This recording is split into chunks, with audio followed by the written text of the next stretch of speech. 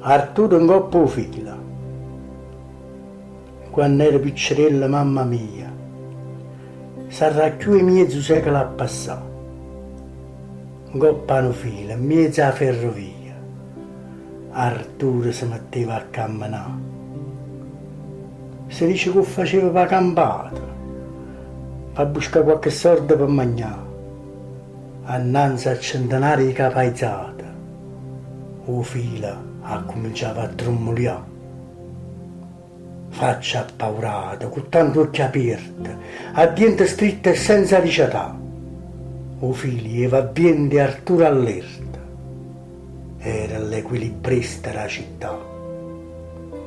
A quei tempi chissà quanta gente faceva il zomba per tirare a campare.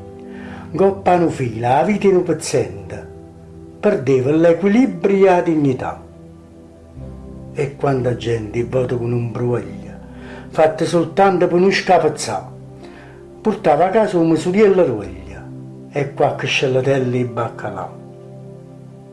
Arturo in coppo fila se n'è chiuso, con tutte le cose tanto tempo fa, purisse che hanno piano scomparute, o vei carini di lacrime mamma.